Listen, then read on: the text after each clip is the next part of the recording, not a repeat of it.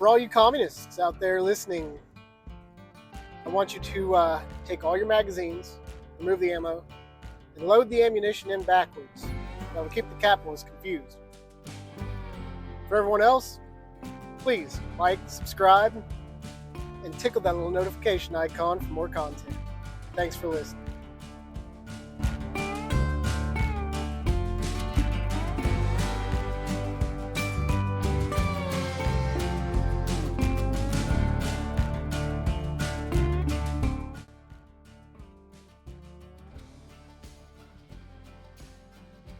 Okay, I'm Chris with Homestead Tech Talk, and today we are on the road to Chicago. Now, I'm going to do more of these while I'm traveling. I'm going to keep them down to about 15 minutes or less is the goal. Some of them might run out as long as 20. But I'm going to name them something catchy like, On the Road with Chris. Welcome to another episode of On the Road with Chris. That sounds all right. Yeah. So, without further ado, welcome to another episode of On the Road with Chris.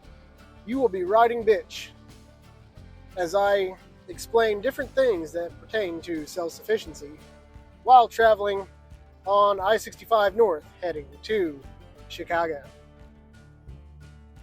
And without further ado, let's talk about some things that are likely to happen that you probably want to prepare for.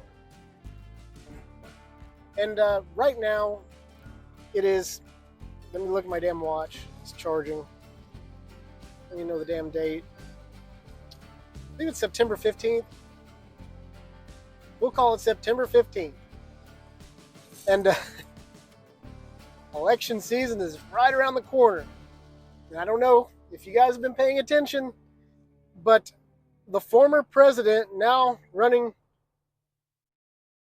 to be reelected as president again, got shot in the ear. He had an assassination attempt on him by some little weird kid, because, the other side obviously says that he's a threat to democracy, and I guess people actually take that seriously. I don't have any skin in the game. I don't believe in either one. But this is a real problem, and regardless of what your political affiliation is, it's going to be a real problem for you. If old, Kamala wins, I doubt the right's going to really riot in the streets as much as the left did during, the whole BLM riots and shit, but there's a possibility. And the reverse is almost definitely the same. If Orange Man gets in office, some shit's probably going to burn to the ground. Unfortunately. And what we call that is civil unrest. It's called civil unrest. And there's going to be a lot of neighbor-on-neighbor civil unrest, maybe. This is, people are very polarized nowadays. Nobody knows what to believe. They just know that, you got one side believing Donald Trump's the Lord and Savior, come to save us all. And then you got the other side believing, was Joe Biden, and then now it's Kamala Harris is their Lord and Savior, who's going to come save us all. And I don't think either one is the case. But we're going to run into some problems with that. In regard, somebody's going to win, the other side's going to get mad, and there's going to be some civil unrest at some point. Or, one side's going to win, and they're going to become tyrannical. I'm not going to say which side or what. I'm not going to get into the identity politics of things. But that's something you always have to keep in mind. Or, another fentanyl addict's going to get choked out by a cop. And then, some things could go down. And disclaimer on that.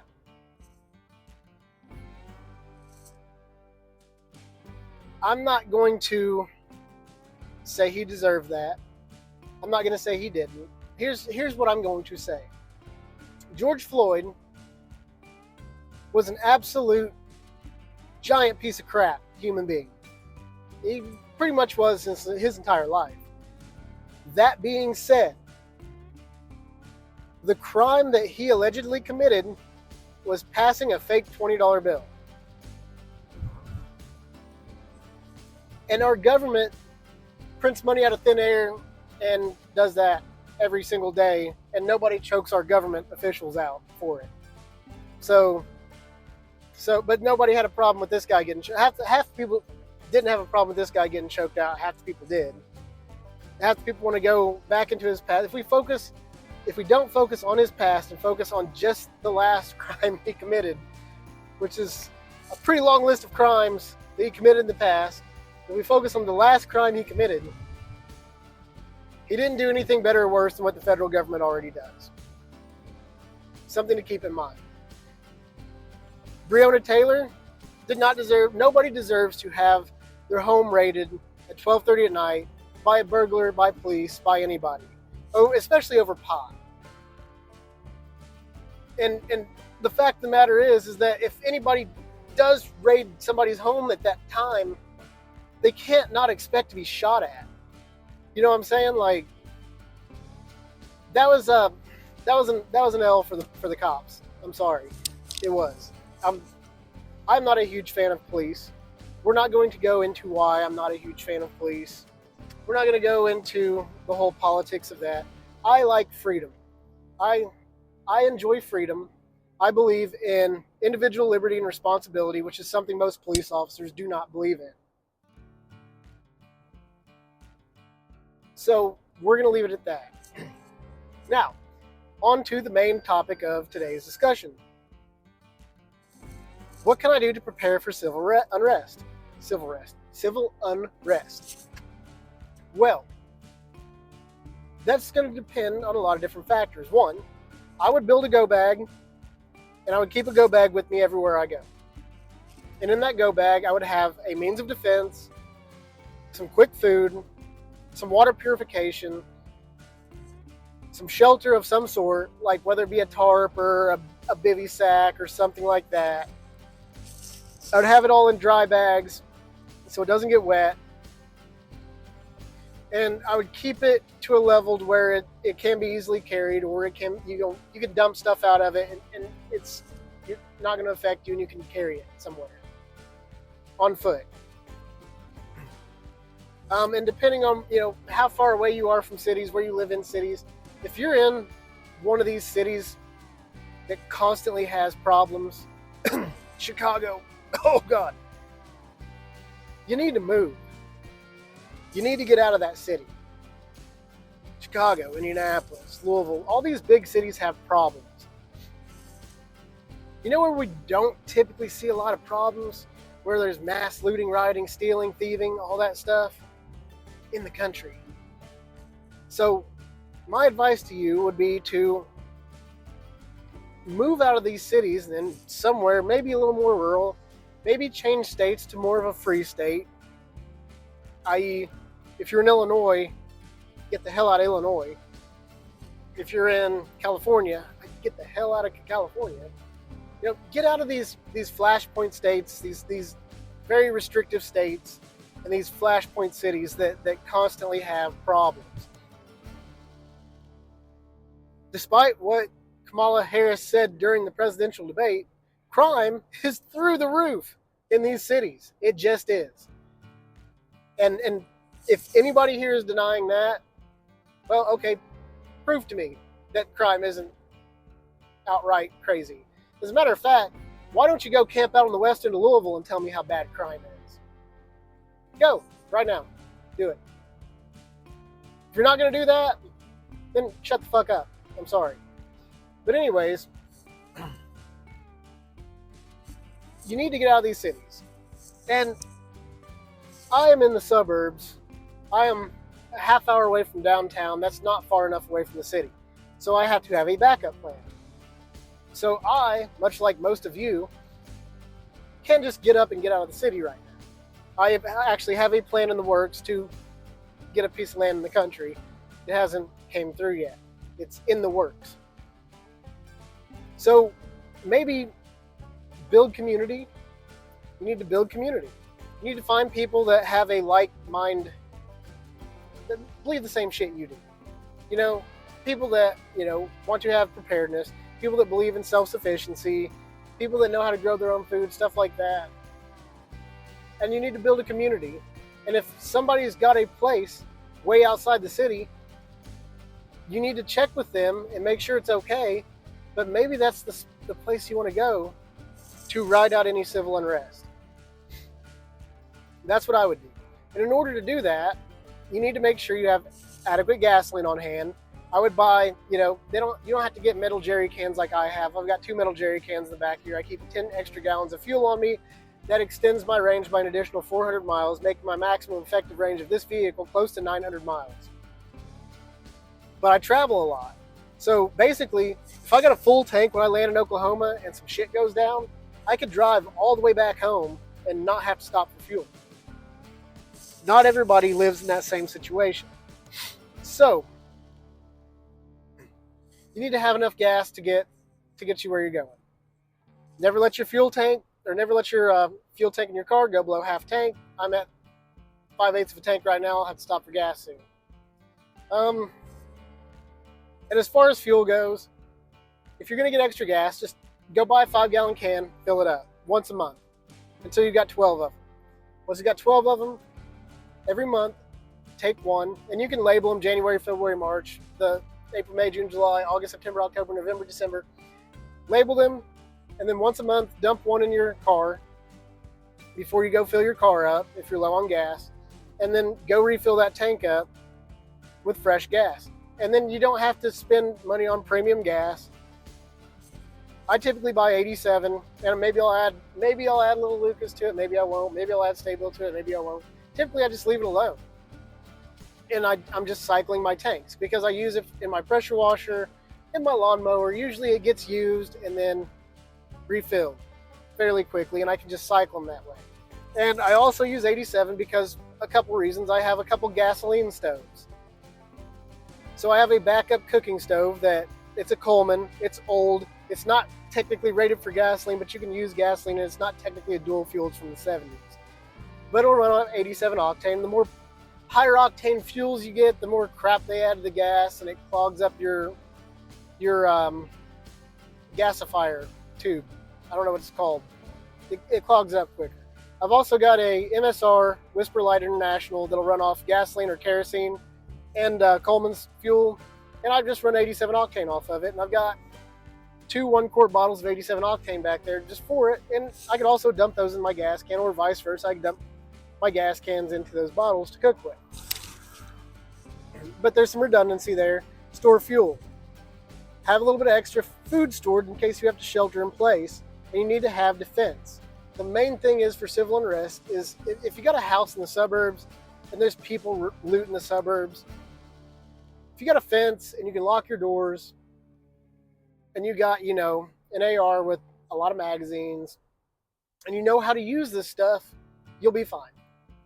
You'll end up being like there's that picture of the old people, and they're all, one dude's holding the M16, the other one's got a pistol, the lady's got a pistol, and they're like, get off my lawn. You might have to be like that. But I think those people also went to jail, so the best situation might be to get out of that situation. So I would venture to say,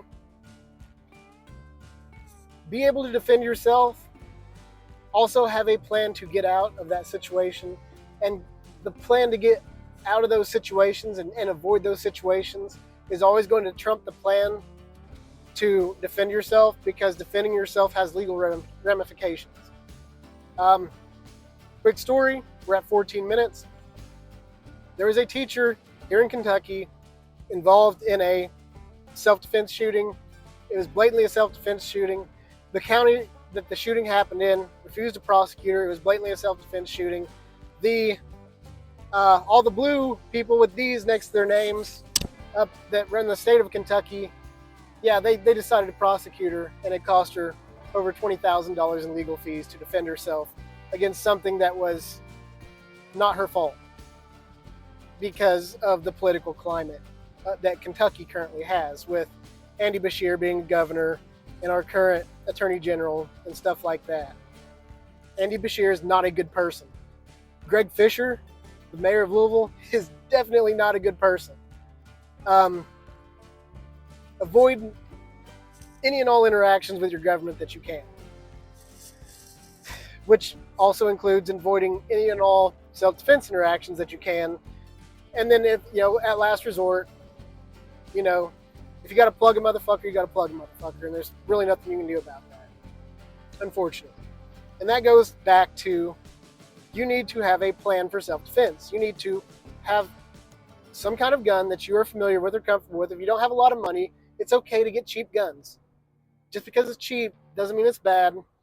But I'd rather you have a Taurus Breda 92 knockoff, the PT92, and have plenty of ammo to train with and actively train with that pistol and be able to afford to get courses to train with that pistol, than to have something like I have that's $1,000 pistol and never train with it. Because you will do exponentially better having that Taurus, a pistol that you've trained with, than having the pistol that I have that you've never trained with. Training's important. Where to get training? Look up some local training people. Look up reviews. YouTube how to train, or basic pistol skills, basic rifle skills, stuff like that. There's a YouTube channel called Paul Harrell. And Paul Harrell died recently, but all his content is still up. He's a really good dude. Go check him out. Go check out his channel. Learn pistol shooting from him. Learn rifle shooting from him. Learn shotguns for home defense from him. And practice what he teaches.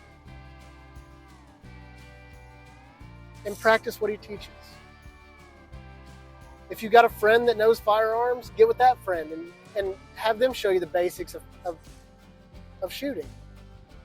The gun store which you buy your firearm from will probably have somebody knowledgeable in that firearm who could show you how it works.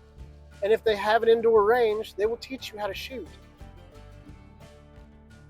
People in the gun community are extremely friendly. Most people. And anybody that's new that wants to learn how to shoot, we have no problem teaching you. If I see somebody that doesn't seem like they really know what they're doing, I'm not going to be rude about it, but I'm going to see if they need help and try to teach them. And everybody else in the gun community typically does that. We're not bad people. Learn to defend yourself, guys. It's individual liberty and responsibility. And liberty comes with responsibility, and your defense is your responsibility. Because when seconds count, the police are always minutes away if they ever show up at all. And with that, I think I'm going to dog this off at about 18 minutes and 30 seconds is what it's looking to be. And I hope you all have a wonderful, safe, prosperous Sunday. I'm probably going to do a couple more of these on different topics today, release them in one-day increments. And then once I get about 2 hours away from Chicago, I'll probably listen to the Sunday sermon because it is Sunday and I am traveling and I didn't get to listen to my Sunday sermon. Thank you all for watching. God bless you.